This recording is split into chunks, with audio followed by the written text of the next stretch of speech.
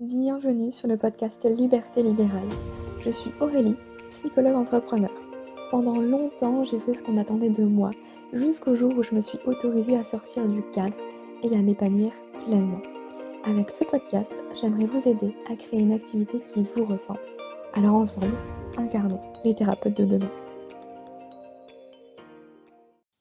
Bienvenue dans l'épisode numéro 46 du podcast Liberté libérale. Aujourd'hui, je vous retrouve pour un épisode solo et on va parler de l'infantilisation de nos patients. Alors, je vais mettre un peu les pieds dans le plat dans cet épisode, mais vous allez comprendre un petit peu pourquoi je vous expose ce point de vue-là. C'est vraiment pour vous faire réfléchir et puis, comme toujours, c'est que je vous partage en fait en toute transparence ce que j'ai vécu, ce que j'ai pu ressentir, le constat que j'en ai fait et du coup où ça m'a amené tout simplement. On va revenir du coup 3 ans en arrière, ou en tout cas durant ces 3 ans puisque pendant mes 3 années en libéral, j'ai, après coup en fait, j'ai constaté que j'ai infantilisé mes patients sans même m'en rendre compte. Pourquoi je dis ça? Parce que, finalement hem, j'avais tendance à programmer, les mails de rappel du rendez-vous 24 heures avant, à envoyer un SMS la veille aux nouveaux patients, notamment pour leur donner l'adresse, les indications, parce que j'avais pas de salle d'attente, tout ça pour éviter les lapins, et en fait, c'est autant de petites pratiques qui nous permettent, nous, en tant que thérapeutes, d'assurer, hein, la présence de nos patients parce qu'il y a rien de plus frustrant que de voir que la personne finalement elle vient pas au rendez-vous ou alors elle annule à la dernière minute et ça nous permet d'éviter en fait tous ces trous dans notre agenda. Mais le problème c'est que ça participe à une certaine infantilisation du patient. Quand je vous disais que je programmais mes mails, de rappel 24 heures avant, alors c'est pas moi qui le faisais, c'était la plateforme que j'utilisais qui était Calendly. Qui avec la version payante, en fait, il fallait juste cocher, pour que, 24 heures avant, pardon, la date du rendez-vous, le mail automatique de rappel soit envoyé. Et je peux vous dire que de toute façon, même avec ce mail de rappel, il y en avait quand même qui oubliaient le rendez-vous ou qui venaient pas, sans prévenir, hein, par exemple, tout simplement. Et j'avais très envie de revenir sur ces quelques années en arrière et jusqu'où ça m'a conduit parce que c'est une réflexion que je me fais aujourd'hui après coup, des prises de conscience que j'ai après coup et clairement, j'ai ma part de responsabilité là-dedans aussi et ça me semble important de pouvoir vous la partager, notamment si aujourd'hui vous êtes en libéral, que vous avez envie de continuer à rester en libéral ou non. Parce que dans les 2 cas, l'important c'est d'être, au clair avec ce qu'on veut, de prendre des décisions qui soient cohérentes avec, nos envies, nos désirs et nos besoins. Voilà un peu, où je vous amène aujourd'hui. En fait, il y a un moment où j'ai l'impression que le patient redevient enfant en thérapie. Un peu comme, lorsque l'on retourne chez nos parents, je sais pas, pour les vacances par exemple, même si on est adulte, on redevient enfant de nos parents parce qu'en réalité, on est toujours les enfants de nos parents. Je sais pas si vous avez cette sensation-là, mais moi personnellement, effectivement, quand je retourne chez mes parents, j'ai beau être adulte, il y a ce côté où cette infantilisation, non pas forcément de la part de mes parents, peut-être de ma part aussi, ou quelque chose qui se joue de manière inconsciente, et implicitement, c'est qu'en fait, on retrouve une place où on est chouchouté, on est dorloté, on n'a pas besoin de s'occuper, de faire à manger, le lave-vaisselle, et cetera, tout est pris en charge. Et c'est un peu cette même sensation que j'ai quand le patient il vient nous voir au cabinet. Parce qu'en fait, il se dit: «Ça y est, j'ai enfin quelqu'un qui va pouvoir m'aider, qui va pouvoir prendre en main ce problème et m'apporter la solution». Et je me souviens d'un jour où un de mes patients, m'avait dit qu'il m'avait choisi en tant que psychologue pour mon côté bienveillant et maternant. Alors la bienveillance, je suis clairement, enfin totalement au clair avec ça, parce qu'effectivement c'est un mot qui me caractérise bien, autant dans ma vie pro que dans ma vie perso. Tout simplement parce que, je ne sais pas faire autrement, hein, ou en tout cas, du moins, ça me demanderait beaucoup d'efforts pour sortir de ce côté, bienveillant et en même temps, je suis OK, moi ça me va, je j'ai envie de rester dans cette bienveillance. Par contre, c'est le côté maternant, en fait, qui me pose problème parce qu'en fait, j'ai remarqué que finalement mes patients, ils venaient me voir en déposant enfin, ils venaient déposer leurs problèmes et ils attendaient de moi une solution miracle, la fameuse baguette magique. Et du coup, c'est là qu'ils se plaçaient comme enfant devant un parent, qui attend une réponse là, comme ça, qui viennent de moi. Sauf qu'on sait qu'en thérapie, celui qui sait, c'est le patient, hein, c'est pas le thérapeute. Et j'étais bien embêtée parce que malgré, hein, mes interventions pour redonner le pouvoir aux patients, ils avaient tendance à rejeter cette responsabilité. Et peut-être que moi-même, et ça c'est c'est une interprétation que je fais après coup, je rejetais la responsabilité que les patients rejetaient. Vous voyez, c'est un petit peu le serpent qui se mord la queue ou en mode Inception finalement.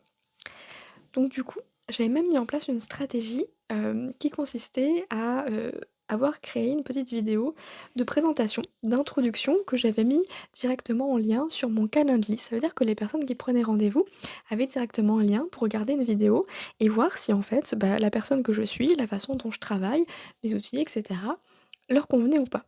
Bon, spoiler, ça a pas vraiment marché, hein. Et en réalité, beh, le poids de ces responsabilités, et ça j'en ai déjà parlé à plusieurs reprises, bah, ça m'a littéralement épuisée.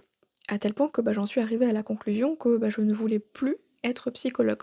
Du moins, pas comme ça, pas comme je l'ai été durant ces 3 ans. C'est pour ça que j'ai fermé mon cabinet après 3 ans en libéral. Et si j'ai pu le faire, eh bien, c'est qu'en parallèle de ces 3 ans en libéral, j'ai aussi développé d'autres choses, notamment les programmes en ligne. Parce que le digital, ça m'a toujours attirée. Et j'ai vu une opportunité d'exercer mon métier autrement. Et c'est dans ce monde-là du digital que je me sentais vraiment à ma place et surtout préservée du poids des attentes. Et oui. Et là où j'ai envie de faire la transition entre le libéral et le digital, c'est que on peut tout à fait redonner la responsabilité à nos patients. J'ai pas su le faire en tant que psychologue en libéral et c'est OK, parce qu'aujourd'hui j'ai envie de mettre mon énergie et mon temps ailleurs. Mais si vous écoutez cet épisode et que vous êtes en libéral et que vous avez aussi cette impression de porter un poids énorme sur vos épaules et que vous avez envie quand même de continuer le libéral, eh bien, vraiment, travaillez sur votre cadre, sur vos limites aussi, finalement, et redonner cette responsabilité aux patients. Ça va passer peut-être par le fait de le répéter 15 fois et à chaque séance. Et bah oui, c'est comme ça en fait que les patients vont comprendre, un peu comme, des enfants, tout simplement. Et j'en reviens finalement à mon propre fonctionnement parce que ça faisait des années que moi-même, je consommais des formations en ligne à suivre justement en toute autonomie de mon côté.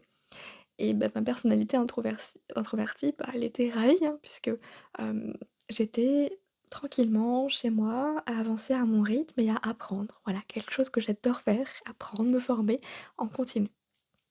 Et puis j'ai investi des sommes de plus en plus importantes dans des programmes en ligne qui mêlaient à la fois la formation et le coaching de groupe. Et comme je suis une bonne élève, et ben j'allais au coaching de groupe. Alors d'abord pour regarder, hein, pour tâter un peu le terrain sans participer, et puis ensuite pour participer. Pourquoi? Parce que je voulais rentabiliser mon investissement.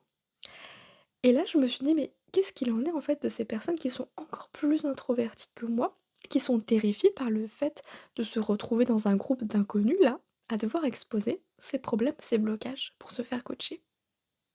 Des personnes qui ne sont même pas à l'aise de poster un message dans un groupe WhatsApp, par exemple. En fait, ces personnes-là, bah, on les laisse seules, on les laisse se débrouiller toutes seules, on les laisse de côté, ou alors on leur dit d'aller voir un psy, un thérapeute, bref, de consulter. Et je trouve ça injuste parce que, justement, il y a des personnes autonomes, indépendantes, qui n'ont pas peur de prendre leurs responsabilités pour avancer à leur rythme et changer leur vie. Et si je dis ça, c'est que je parle en connaissance de cause, je fais partie de ces personnes-là. Et c'est à partir du moment où j'ai compris que j'étais pas la seule à fonctionner comme ça, que j'ai eu envie de développer mon activité en ligne pour ces personnes comme moi. Pour ces personnes qui adorent apprendre, se former, se connaître, mais qui aiment le faire seules. Qui n'ont pas besoin qu'on les prenne par la main ou qu'on les gronde là si elles n'ont pas fait leur travail.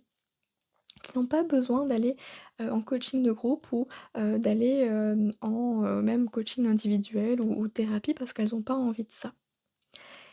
Et c'est en cela, en fait, que je trouve la thérapie infantilisante parce que du coup, il y a aussi une sorte de dépendance qui peut se créer. C'est que implicitement, on dit au patient presque qu'il a besoin de nous pour s'en sortir ou en tout cas, bien sûr que non, c'est pas notre but en tant que thérapeute, on est bien d'accord, mais ce qui se traduit dans la tête du patient, c'est que, eh ben, finalement, il a besoin de quelqu'un pour aller mieux. Et ça, il y a aucun souci, c'est normal, hein. C'est moi, j'aime bien décrire la thérapie comme une béquille, c'est-à-dire que, en fait, c'est pas quelque chose qu'on va garder à vie, hein, c'est faire un petit bout de chemin avec cette béquille. Par contre, il y a des patients, finalement, qui sont dans cette sorte de dépendance.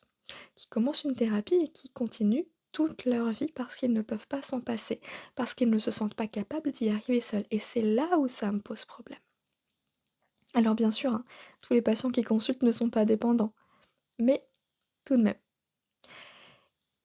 Et pour moi, passer du libéral au digital, ça a été de passer de l'infantilisation à la responsabilisation. Je sais pas si ce mot il existe, mais vous avez compris l'idée. Créer un programme en ligne, en fait, c'est l'opportunité, je trouve, de choisir le bon format pour parler aux bonnes personnes. Celles qui sont suffisamment autonomes pour aller au bout. Celles qui sont suffisamment autonomes et qui ont suffisamment de motivation pour mettre en application les exercices, pour avoir les résultats promis initialement. Parce qu'on va se le dire, une personne qui va au bout d'un programme et qui fait les exercices a 10 fois plus de chances de constater sa transformation que quelqu'un qui n'ouvre même pas son espace membre ou qui ne fait que regarder les vidéos sans rien appliquer. Et ça, vous en avez certainement connu. Peut-être que vous-même, vous avez fait partie de ces personnes-là à certains moments. Vous savez, c'est un petit peu comme le fait de lire plein de livres de psychologie, plein de livres de développement personnel. Et du coup, on est content parce qu'on a l'impression qu'on a compris les trucs, on a compris les concepts, on a compris les choses. Ouais, super. Mais dans notre vie, il n'y a rien qui change. Pourquoi? Parce que comprendre, ça suffit pas pour changer. Pour changer, comme son nom l'indique, il faut du changement. Et pour qu'il y ait du changement, eh ben, il faut passer à l'action. Il faut changer les choses. Et un client heureux, c'est un client qui vous recommande, qui vous remercie. Et là, vous vous sentez vraiment utile. Et c'est pour ces gens-là que j'ai décidé de faire des programmes en ligne de mon activité principale. Et je suis sûre que vous aussi, vous avez envie de quelque chose de plus léger, qui a du sens, de vous sentir vraiment utile. Parce que un patient qui vient vous voir chaque semaine pour se plaindre encore et encore de la même chose et qui ne passe pas à l'action, bah, clairement, hein, la conséquence, c'est que le thérapeute, il va avoir le moral au plus bas. Il va se poser 36 000 questions sur lui et puis il va commencer à douter de ses compétences. Et là, on dit coucou, le syndrome de l'imposteur. Personnellement, j'ai dit non à ça parce que ça n'avait plus de sens pour moi.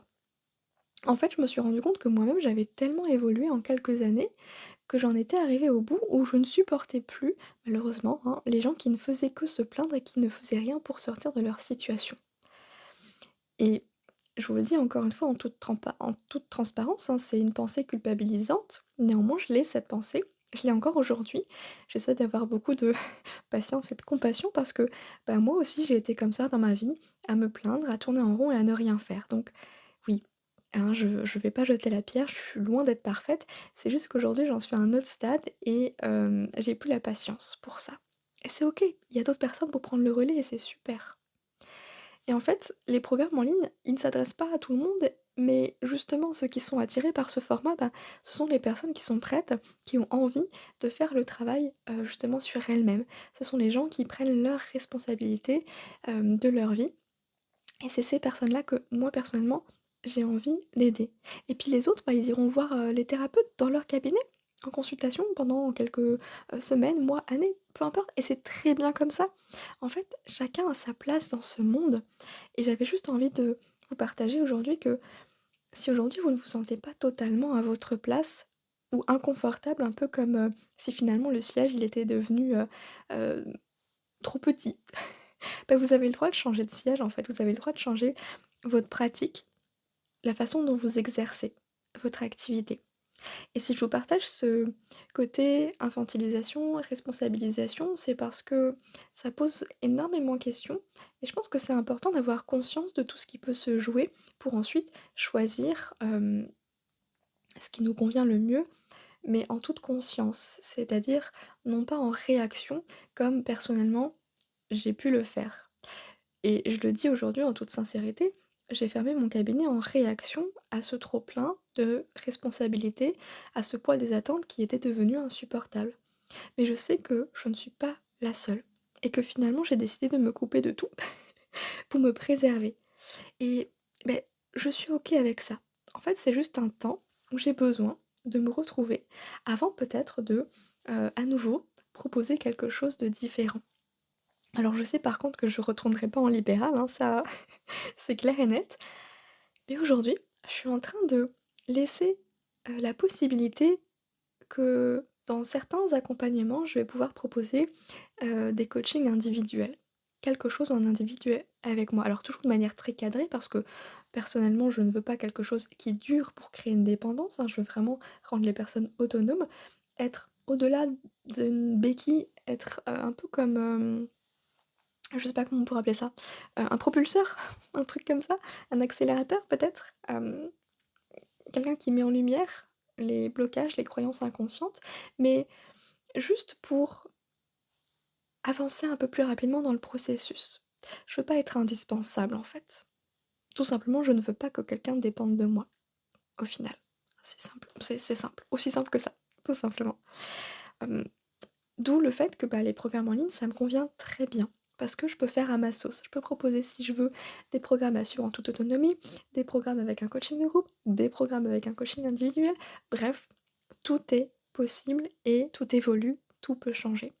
Et je suis dans un espace de tournant où j'ai envie de me challenger aujourd'hui parce que ces derniers temps, je fais pas mal d'auto-coaching, de journaling. Vous le savez, j'adore travailler mon mindset et ça me permet vraiment d'avancer, de me challenger et de faire des expériences pour voir où est-ce que, je suis le plus à ma place. Pour voir ce que j'aime le plus et parfois on a juste besoin d'expérimenter des choses qu'on a déjà connues, mais de le faire dans un tout autre état d'esprit ou d'une toute autre manière.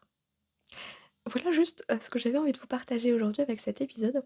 J'espère que ça vous, parlera, que ça fera écho en vous. N'hésitez pas à venir m'en parler sur Instagram et puis aussi à mettre, bah, une note, hein, sur le podcast. Ça va l'aider à le faire découvrir à de plus en plus de monde et à le partager, bien sûr, à vos collègues thérapeutes qui ne se sentent plus tout à fait à leur place dans, ce modèle classique, des consultations, et cetera. Moi, je vous dis à très bientôt, puis je vous souhaite, une belle journée. Prenez soin de vous.